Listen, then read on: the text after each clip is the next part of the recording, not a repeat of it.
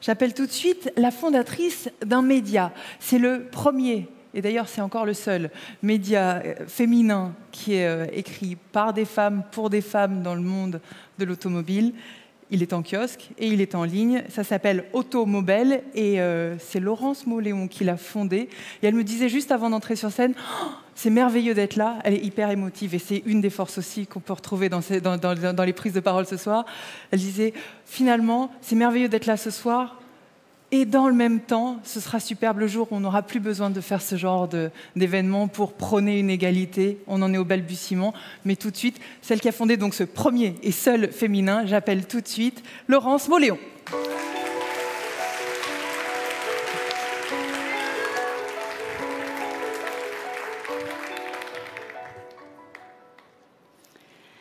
C'est arrivé un après-midi où j'accompagnais mon père chez un concessionnaire. J'avais 8 ans et j'avais découvert des voitures qui n'avaient pas de toit. En rentrant à la maison, j'avais tapissé tous les murs de ma chambre de cabriolet. J'avais lu tout ce que je pouvais trouver sur l'histoire de l'automobile. Et quelques années plus tard, je me mettais à collectionner les âges d'or de Solido, qui sont des petites voitures, au 1/43e des reproductions des voitures des années 30-50, des Hispano-Suiza, des Rolls-Royce, des Bugatti. J'imagine que chacun d'entre vous a eu dans son enfance ou son adolescence, comme moi, un coup de foudre pour quelque chose qui est devenu une passion et peut-être même une raison de vivre.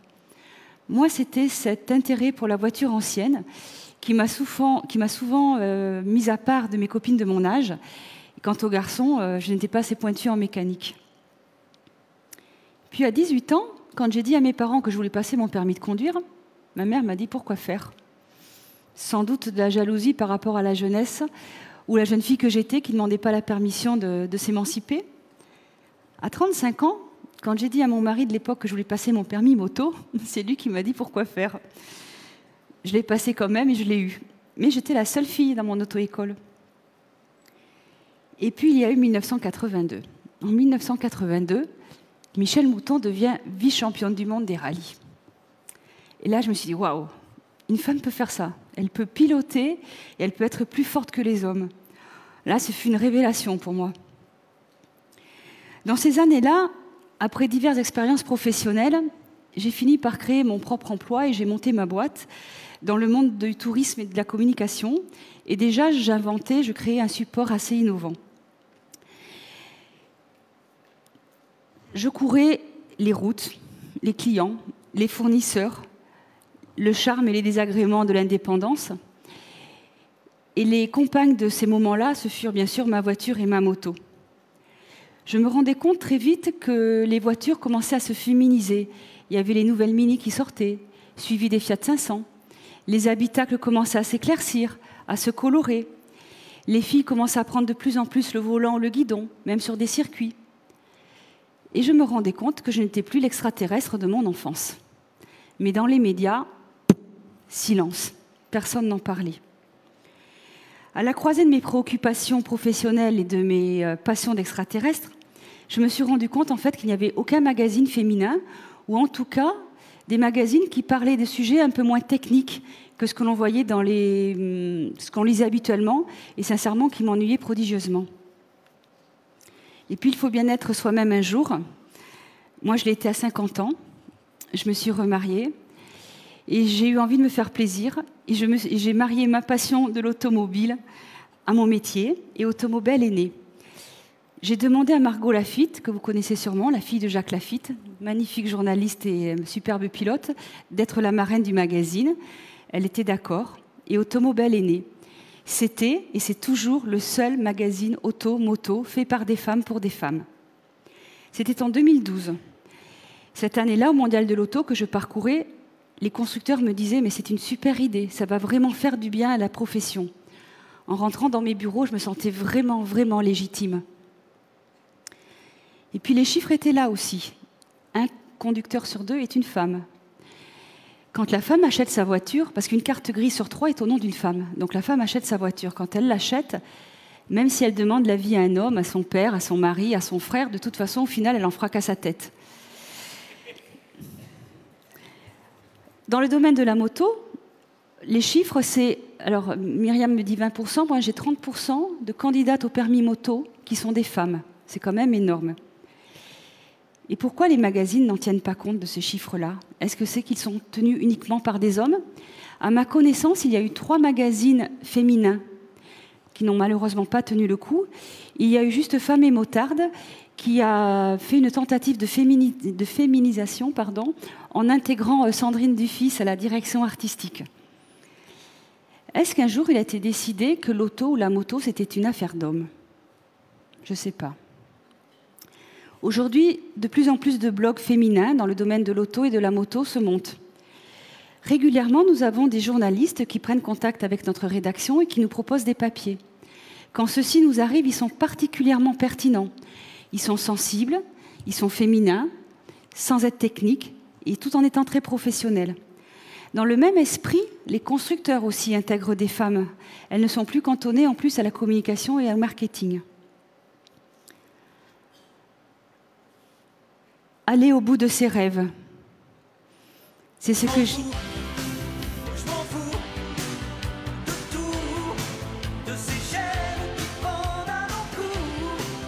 Je m'enfuis, j'oublie, je m'offre une parenthèse, un sursis. Donc, comme Goldman chantait si bien, aller au bout de ses rêves, eh ben, c'est ce que j'ai envie de vous dire.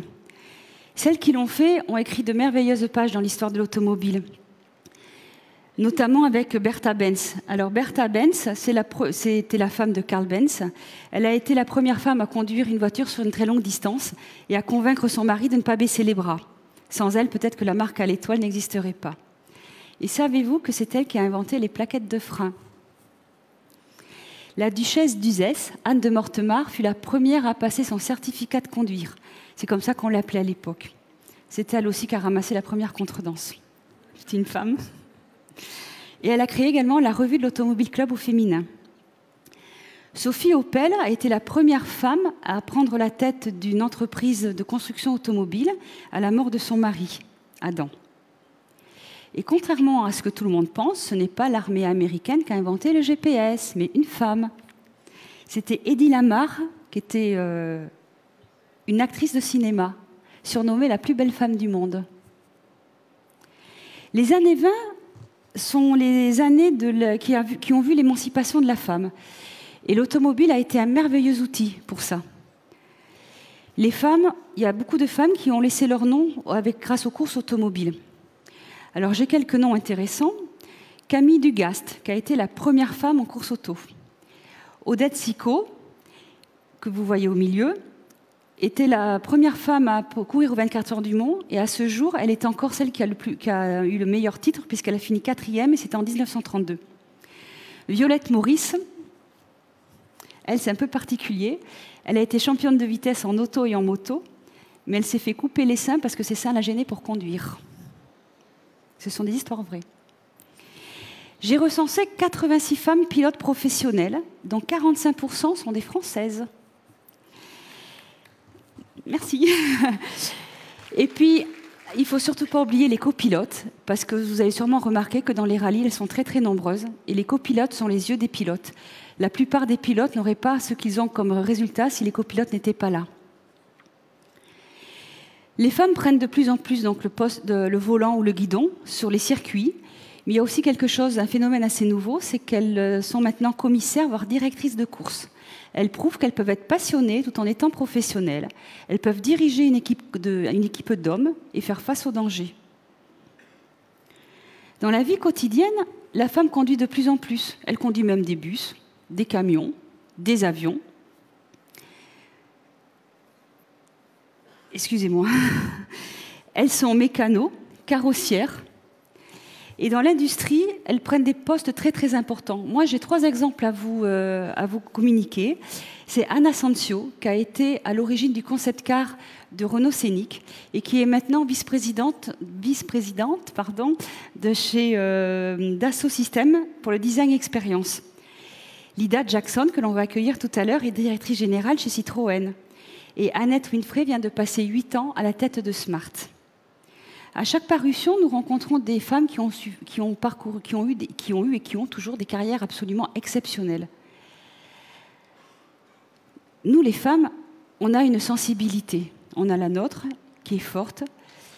Il faut non seulement la laisser s'exprimer, mais je crois qu'il faut en plus l'exploiter. Alors, mesdames, mesdemoiselles, n'ayez plus peur. Allez au bout de vos rêves. Les portes s'ouvrent, franchissez-les. N'attendez pas qu'on vous les ouvre. Je vous promets, vous allez être surprises et très, très heureuses. Merci beaucoup, Laurence Moléon. Merci.